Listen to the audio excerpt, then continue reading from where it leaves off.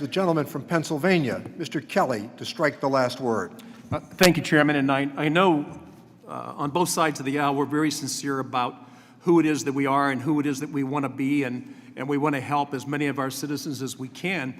I think that sometimes, though, we get confused. I have been listening now for quite some time about all the things that we are not.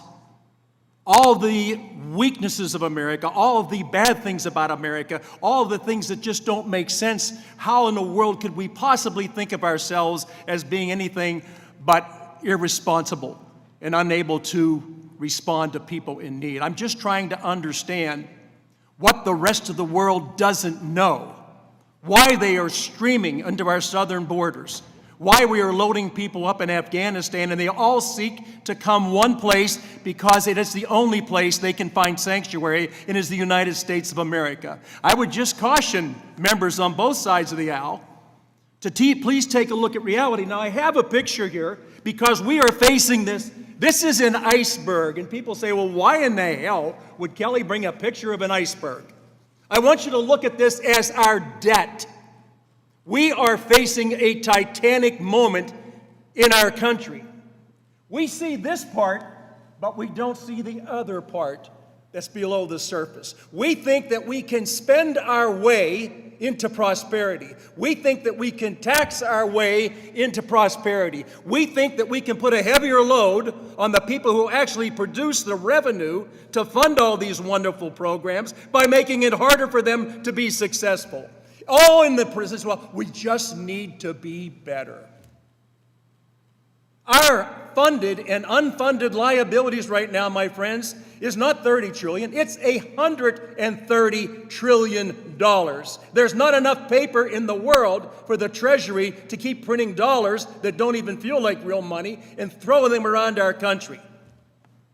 There's something wrong with the way we think. I am a grandfather of 10 grandchildren. I have read to them a story by Hans Christian Andersen called The Emperor Has No Clothes.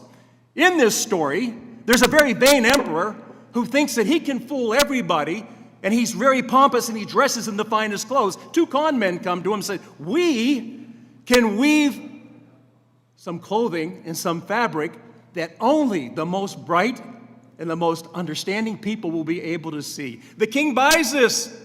He says, yes, that's me. That's me.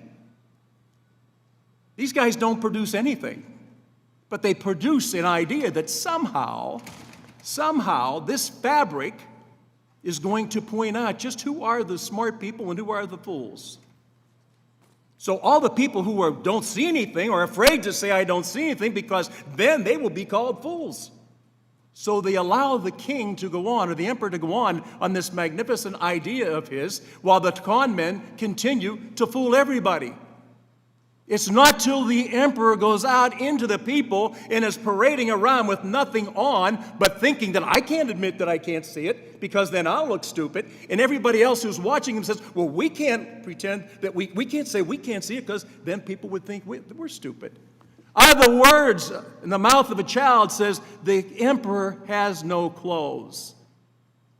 Ladies and gentlemen, we are buying a suit of clothes that everybody can see through and understand that there is no fine cloth.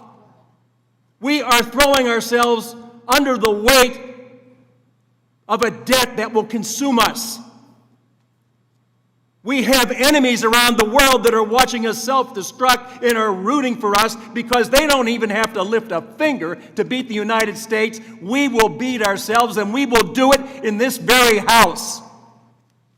What in the world have we come to? Do we have the greatest nation the world has ever known? Have we helped more people than any nation in the world has ever helped? And will we continue to do that? Yes. Just going to present this to you, please. Sometimes our hearts are willing, but our wallets are weak. Let's not put ourselves in a position where we can no longer maintain our status as the leaders of the free world. Can you not see it coming? Is this not a titanic moment where this is not a small piece of ice? This is an iceberg that will sink this ship.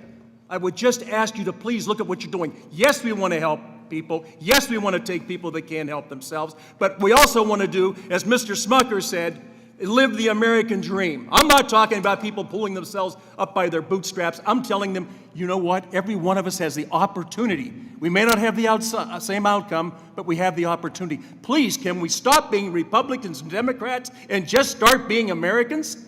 Let's start thinking with our heads instead of spewing out this narrative about we have this wonderful cloak that we're going to help everybody with. And you know what? Even the emperor knows he wears no clothes today. Thank you, and I yield back. Thank the gentleman. Let me recognize the gentleman